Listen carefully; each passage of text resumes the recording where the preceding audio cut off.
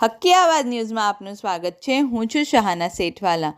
ધબોઈમાં 125 વીઘા ખેતીની જમીનમાં બારે માસ ભરાયેલા રહેતા ગટરના પાણી ખેડૂતો ઉચ્ચ કક્ષાએ રજૂઆતો કરીને થાક્યા। હવે તો ખેડૂત આંદોલનનો જ વિકલ્પ બચ્યો છે।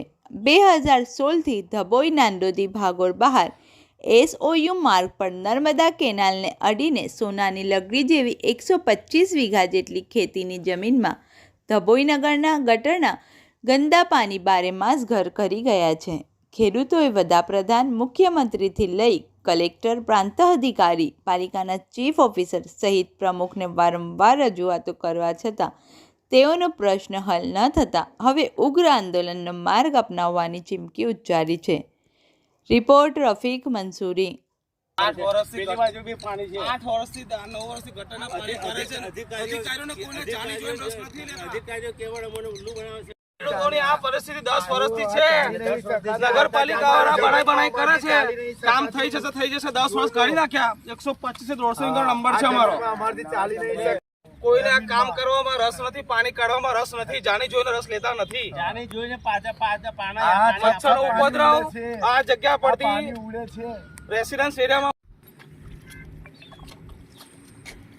પગલાઓ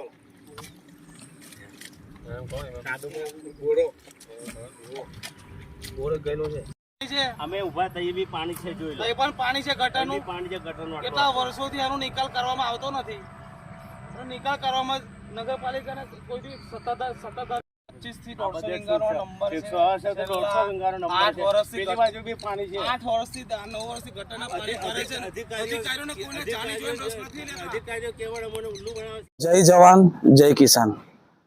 અમો નાદોદી ભાગોના ખેડૂતો તિલકવાડા રોડ પર 150 વીંગાનું ખેતર છે અમારા 35 ખેડૂતોનું। નગરપાલિકાનું ગંદુ દૂષિત પાણી છેલ્લા 10 વર્ષથી ભરાય છે। આ વીંગામાં 1 પણ રૂપિયાનો પાક કરી શકે એવી હાલત આજે પણ નથી। 10 વર્ષથી એવી હાલત છે। તો હવે અમારે કરવાનું શું?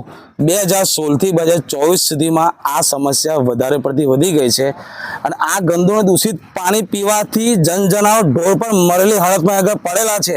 તો પણ નગરપાલિકાને અવારનવાર અમે જાણ કરવા છતાં, નગરપાલિકાને અમે લેખિત આપવા છતાં નગરપાલિકા વાળાને જાણી જોઈને કાર્યવાહી કરવામાં કોઈ ઇન્ટરેસ્ટ નથી। હવે કાર્યવાહી કેમ નહીં કરતા એમનો પ્રશ્ન છે। અમારે તાત્કાલિક ધોરણે આ પાણી બંધ થવું જોઈએ। અરજી આપીને અમે થાકી ગયેલા છે। જો એક્શન નહીં લે તો અમે કુટુંબ સહિત ગાંધીજીના માર્ગે તીવ્ર આંદોલન કરવા આજે પણ તૈયાર છે। એમાં કોઈ શંકા નહીં અને આંદોલન કરી બતાવીશું અમે। જય જવાન જય કિસાન। આજના વિષયના અનુસંધાનમાં ખેડૂતો અમે બધા એકઠા થયા છે। જ્યાં નગરપાલિકાનું ગંદુ પાણી પેસે છે અમે ત્યાં જ ભેગા થયા છે। હવે વારંવાર અમે અરજી આપી છે, વારંવાર અમે એપ્લાય કર્યા છે।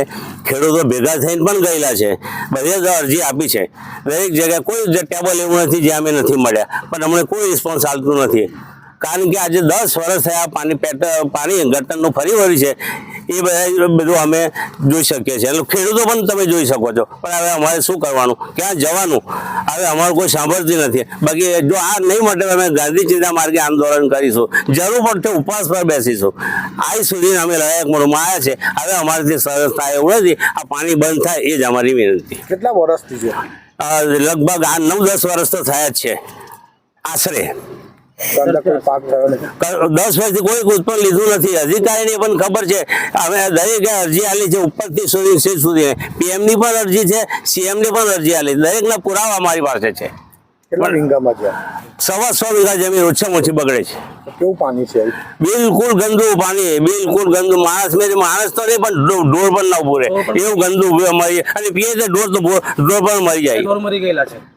અત્યારે આ પોઝિશનમાં છે તો આ પાણી બંધ થાય એ જ અમારી અરજ વિનંતી।